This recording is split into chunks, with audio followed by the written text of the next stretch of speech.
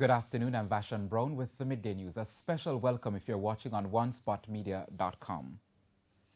As concerns continue about violent attacks at schools, the National Association of Deans of Discipline says the Ministry of Education should look at compensating educators when they're injured on the job. This comes on the heels of two recent attacks, one in which a teacher was threatened at the Gregor Park Primary School in St. Catherine, and another in which a Dean of Discipline was punched in the face at the Orokabesa High School in St. Mary. President of the association, Samuel Smalling, says Deans of Discipline have been injured on the job and have not been compensated. This date, a particular dean was injured in carrying out his legitimate duty, and up to now there's no compensation that has been given to this dean as he carried out his duty as a dean and trying to protect the students, and in the process he was injured, and up to now no compensation. He says the Ministry of Education needs to take a closer look at the matter.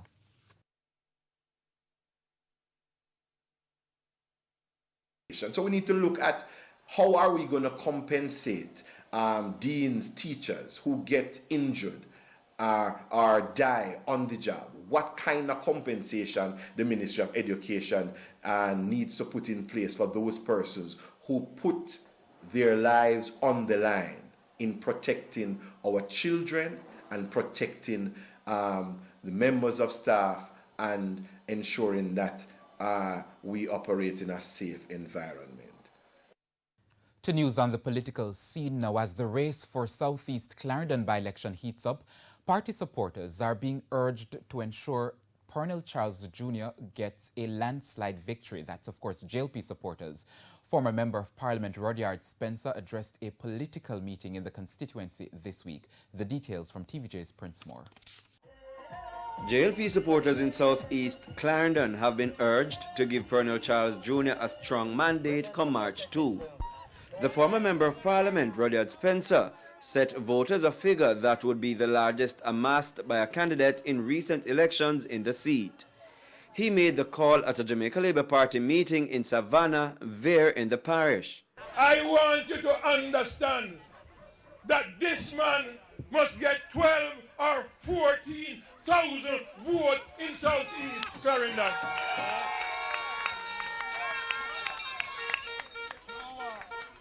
The promises also keep coming from the political platform. The unemployed have been assured solutions are being sought for them.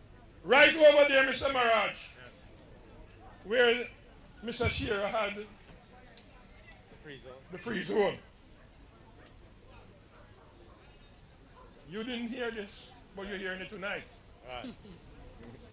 Mr. Charles has ambition to turn over there in part into a BPO center where all the young girls and young boys from places like Savannah can get a work. In the meantime, the Jamaica Labour Party candidate for Southeast Clarendon, Pernell Charles Jr., claims that he's converting loyalists of the PNP to the JLP.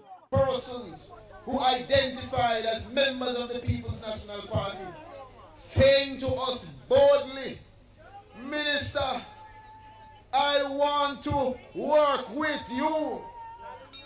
Minister, we see what the Labour Party is doing and we're going to give you a chance. Minister, one good term deserves another. Minister, we are not going to sit down and allow another 18 years of what happened under our party. We want the prosperity. Minister, don't watch the facts that we have on the band. We have it because we get a little something for it. But the reality is, Southeast don't want no handout. Charles Jr. has also been on the ground in the now vacant seat, trying to shore up support ahead of the by-election on March 2. He is up against Derek Lambert, who is running as an independent for the seat. Prince Moore, TVJ News. An operation is now underway following the seizure of several $1 million worth of counterfeit goods by the police's Counterterrorism and Organized Crime CTOC unit yesterday in Montego Bay, St. James. Several fake brands of shoes and bags were seized as CTOC continue efforts to rid the streets of counterfeit goods. CTOC strikes again. Head of the Intellectual Property Unit at CTOC, Assistant Superintendent Victor Barrett, says the unit received intelligence that a Chinese national operating a store on Barnett Street in Montego Bay was allegedly involved in the sale of counterfeit goods. When we reached inside this location, we discovered that there were several brands that were being used without the authorization of the brand holder. You have Supreme, you have Nike, you have Tommy Hilfiger, you have Gucci, Louis Vuitton. ASP Barrett said the store operators would be arrested and charged in connection with the items seized once the operation was complete. He cautioned members of the public who purchase counterfeit items that they are facilitating a breach of the copyright law. I would want to hope that our citizens understand that supporting the counterfeit activities, it breeds criminality. It robs the country of needed revenue. But to answer your question in a simplified way, I really think our citizens are not mindful of the dangers, and as such, they see themselves as getting a bargain. So that's why they continue to support the trade, because the goods are cheap. However, ASP Barrett noted that in some cases, merchants are selling fake items at the same value of the real product in an effort to deceive consumers. He is encouraging the public to be more vigilant when purchasing items. To our citizens, be mindful of what you purchase. Look at the 3 Ps, look at the place where you buy them, look at the packaging, and look at the price. And then you can make a determination whether or not you are getting value for money. The items seized were valued at about 7 million Jamaican dollars. In recent months, CTOC has carried out several operations, seizing millions worth of counterfeit goods and arresting several persons linked to the illegal trade. Anthony Lugg, TVJ News. And it's now time for a break here on the Midday News. We'll be right back after these messages. Welcome back, continuing the news. A ballooning dispute between craft vendors in Falmouth, Trelawney and operators of the craft market is possibly threatening the tourism product. Well, that belief from stakeholders as the vendors and other business operators who say the shops are being mismanaged to the detriment of the occupants. Here's TVJ's Herman Green. The irate vendors at the Seaboard Craft Market in Falmouth, Trelawney picketing the area in frustration. As tenants of the facility, they claim the management is forcing them into poverty. This is getting very, very, very bad. Every day when we are hoping for better, it is getting worse. They listed a number of issues at the Port Authority-operated market that hinder their earning potential. Firstly, they say the small shops have no ventilation and so is uninhabitable on a sunny day. But it's even worse when it's not sunny. Whenever the rain falls, all the shops are flooded out. We have to be sweeping out water. We have to be making drains for them. But there's more. The shops are not built with doors, and so when they leave, it's a free-for-all after hours. Now we have push the go in our shop, rat the go in our shop. We have dog, all are sleeping. We have to put a ply against my door. There's no security. And sometimes we come in there, I'll condom we are seeing like them a car woman going to go do what they have to do. They say there are also repeated robbery victims as thieves have been preying on them. Despite the issues, they say an exorbitant rental is charged monthly, and to make it worse, they say visitors are not encouraged to stop by the facility. It is very bad. Most of the people cannot pay the rent because for the month, some of them they make $11,000, and the rent is $11,605. When they can't pay the rent, the premises are locked. Right? This is what was attempted this morning. If we continue to operate our tourism industry as an oasis in a wilderness of poverty and despair, like any desert, people are going to encroach on oasis for water. And therefore, if we continue to do that, right, the tourism product is going to suffer through harassment. In addition to having the contract between the vendors and the Port Authority corrected, Falmouth Councillor Garth Wilkinson says he has been trying to have the issues addressed. There are certain things that are simple that I think the craft vendors ask for. The termination of the pedicab, and also the tram car at the craft market. That is one thing that we have to get going. If we can't get that going, we would have already failed the putting at the craft market right in front of the pier. He says he's also trying to have the rental cost revised. As for the security and other issues, our news team tried to get a response from the Port Authority representative, but we were told that no one was available.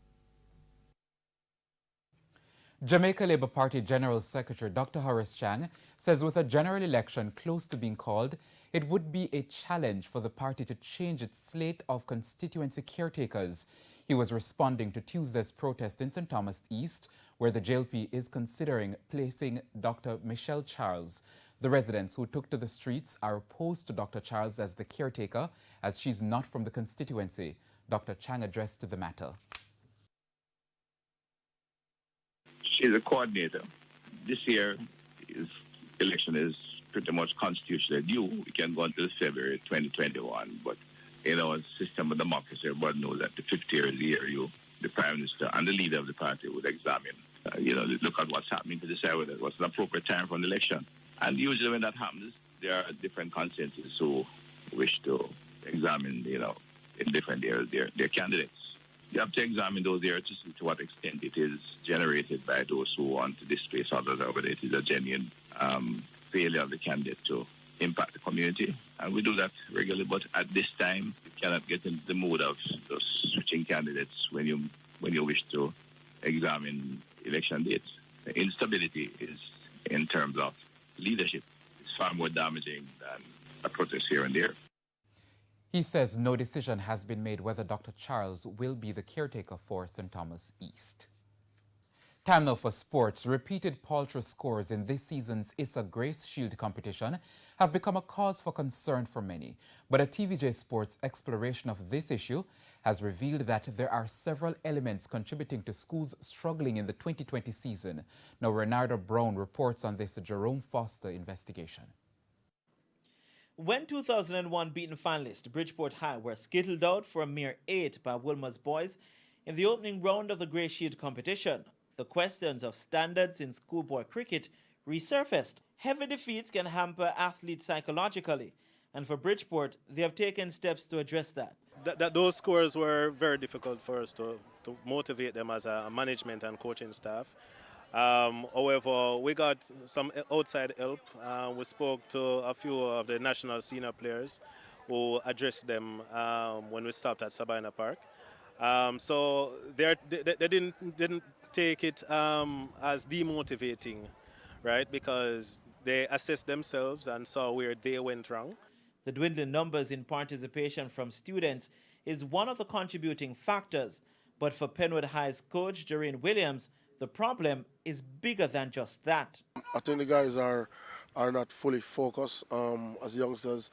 Trying to get these youngsters to train on a regular basis is a tough one. Sometimes they themselves have to be parents. They have to pick up their little brother at school, and so they don't get that time to really train and gel over a period of time. Both coaches expressed the reasoning that many of their players were first-timers. But for Jamaica Cricket Association CEO Courtney Francis, the standard of both urban and rural competitions is of concern to the local governing body. You don't expect that at any level. Even at your lowest level, you'd expect that teams are going to be giving better results. It is something that needs to be analysed better. It is concern for us. Our Cricket Development Committee has it under review. Francis adds that the problems roll over into the nation's youth squads. When the guys are in the national program, when they matriculate to the national program, we have to be doing almost everything at a start. So this for the basic things they do not know. They do not know field placing, they do not know angles. So we're feeling the kids in varied areas. We're feeling them at the school, teaching them like maths. We're feeling them at the fitness level, we're feeling them with regards to diet, and even with regards to the training. Now, cricket is regarded as an expensive venture, and the JC had offered packages with playing gear to schools, but those were deemed as too expensive. Well, it wasn't feasible for us, we thought. We had a meeting with the management team, And based on where we were getting the other gears, it was cheaper from the other suppliers so compared to the package that JCA offered. As a matter of fact, some of the schools refused to go to the route that the JCA was going. Currently, in this year, there's a program through ISA where a number of schools would have paid some money to ISA at a discounted rate. We have with our clothing partner. We have a partner in Pakistan, Stonehill, and they now currently put a kit bag together to include guards, pads, bats, helmet, balls. So each kit has a certain amount of stuff in it, right? And what we do at a significantly discounted rate, a number of schools have purchased. Both Bridgeport and Penwood have been eliminated from the Grey Shield, with Bridgeport focused on putting up a sterner test in the age group competitions. Renata Brown for TVJ Sports. And that's the Midday News. I'm Vashon Brown. Join us at 7 for Primetime News Package. On behalf of the news, sports and production teams, have a wonderful afternoon and a great weekend.